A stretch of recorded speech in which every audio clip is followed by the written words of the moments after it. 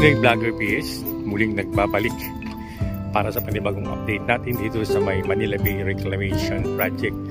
Ito ay tayo mga kababayan sa may Mall of Asia. Kaya sa likod, ito ay nakikita natin may nagbubuhos ng buhangin ngayon dito. Yung malapit siya sa may pinakasibol. Lalapitan natin sa may pinakasibol para makita natin kung gaano na kalawak yung tambak ng buhangin dito. Yan, tuloy-tuloy na yung ginagawa niya ng pagkatambak ng buhangin dito. Yan, bukod dito sa isa na to, yan, mayroon pang isa nagbubuhos din doon sa may bandang unahan, sa bandang gitna.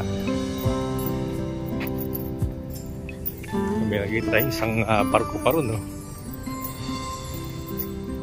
Yan, talagang tuloy-tuloy na yung ginagawang Matanda rin nung buwan ng August, pansamantalang pinatigil to Kasi medyo questionable, yung mga katanungan ng ating mga kababayan kung ito ba iligtas, itong reclamation project nito. Kasi baka dumating ang panahon na magkaroon ng problema, magkaroon ng pagbaha sa may dito sa may Metro Manila, lalo sa may Pasay.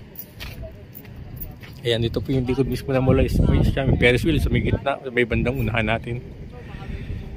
Ayan, ito, kitang-kita natin nagbubuhos ng buhangin dito.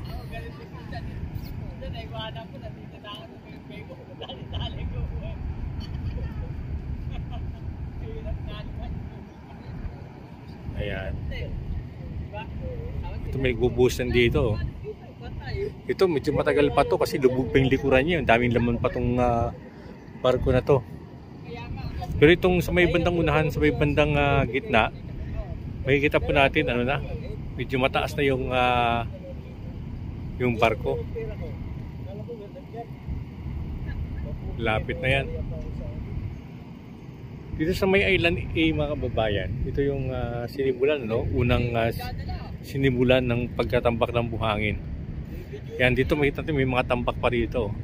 Yan, maring magdidikit na yan, Tuloy yung pagkatambak nila dito para magdikit itong Island C.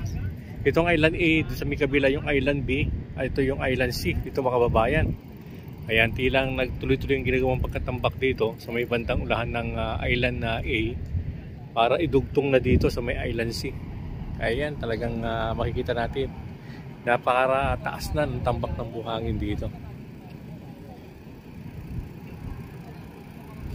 Kaya magkailakan-lakad natin sa may bandang unahan doon para makita pa natin.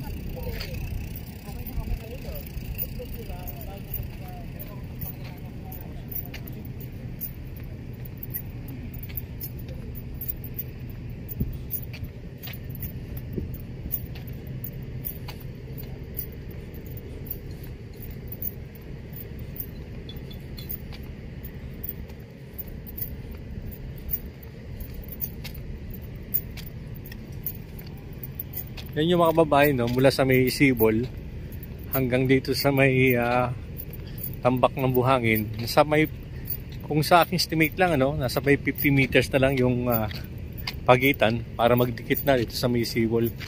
Yan, antabayan natin mga kababayan to, kasi nga titingnan natin kung magdidikit talaga itong tambak ng buhangin dito sa may pinakasibol. Kasi tingin ko sa akin palagay lang naman, tingin ko tila hindi ito magdidikit na yan kasi maring daanan pa ito ng ng mga yate itong hanggang sa may kabila sa may flyover ng Jokto Boulevard. Siyempre ang daloy ba ng tubig yun ang iniingatan dyan yung walang lulusutan na yung tubig galing sa may bridge kung saan galing sa may Pasay yung mga tubig papunta dito sa may Manila Bay. Yun ang iniiwasan kasi pag wala nalulusutan yung tubig, maaaring magkaroon ng pagbaha sa may lungsod ng Pasay.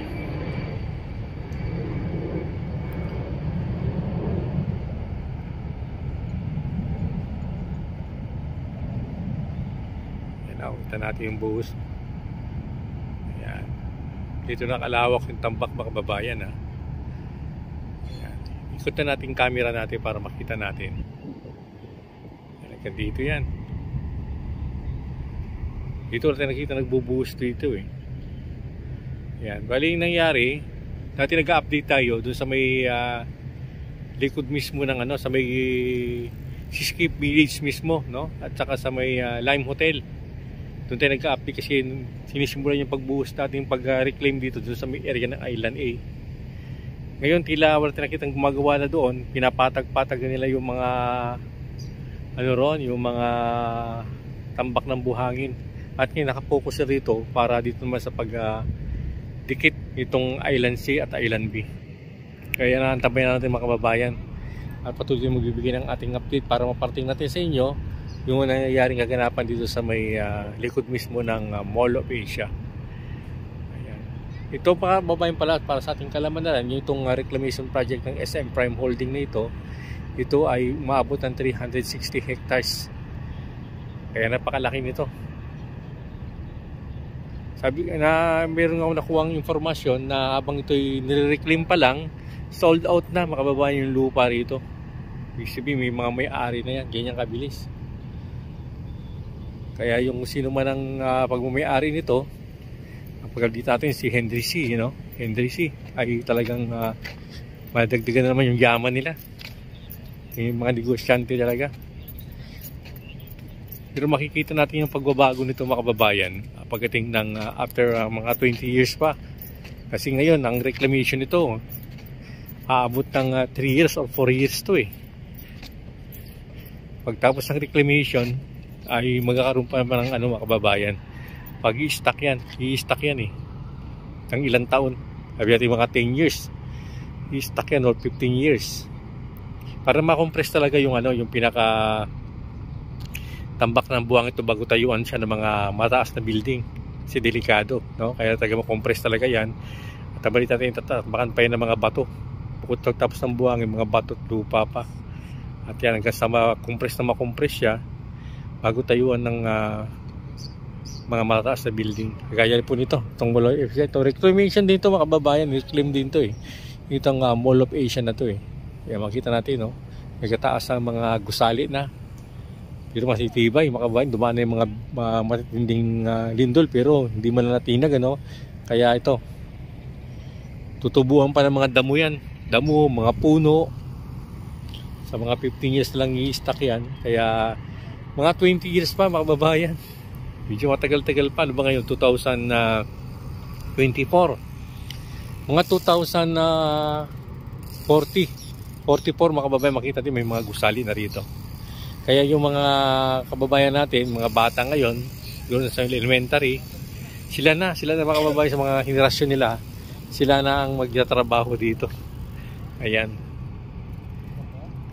Kita naman natin, talagang daming tao. Naglalakad. Talagang isang pasyalan na.